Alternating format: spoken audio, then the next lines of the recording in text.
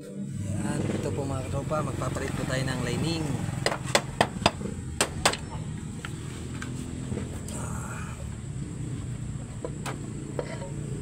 Slide na po ang lining mga katropa.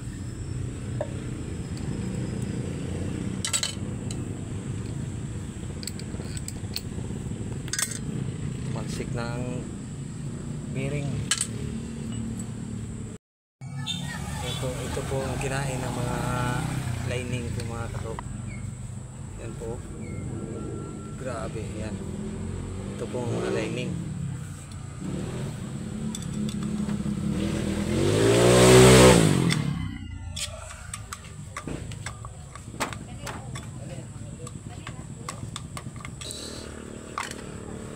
Yan. Sobrang dumi po mga katropa.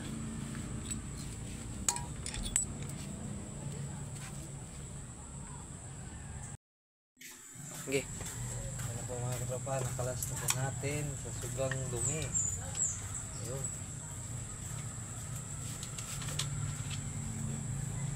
Kinain na lining. Bago po natin papalitan, linisan po muna natin. Ito po mga katropa, may alog po ang kanyang clutch housing. Yan po, sobrang alog po. Giwang-giwang na po. Ayan, patitibayin po natin to.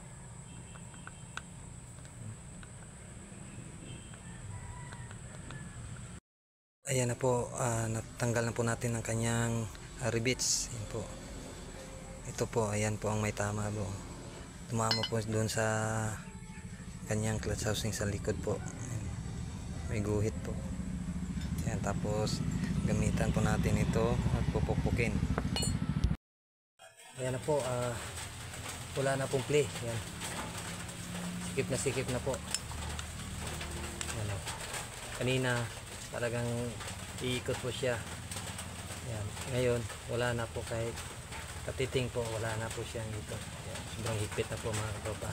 Paalala lang po, masisilan po talaga itong gawin. Kung may pangbili naman po ang may-ari o may budget, papalitan nyo lang po ng bagong rivets, tapos kanyang clutch hub. Yan po. Ayan po mga katropa, ayan, dinamay na po natin ang kanyang panggilid sa aming chain. Ayan po, ubos na po ang kanyang roller guide at kinain po ang toser ng guide po. Ayan po, kaya po nagkalampagan po pag umandar. Papalitan po natin ng bago. Ayan po mga katropa, oh, ayan ang kanyang chain guide. Ang laki pong nabawas, sobrang liit na pong natira. Ayan. Tapos ito wala na, ubos na, kaya po kinain to. Ayan. Palitan po natin bago. Ayan na po, tapos na po mga katropa, manda na po at medyo tahimik na po ang makina.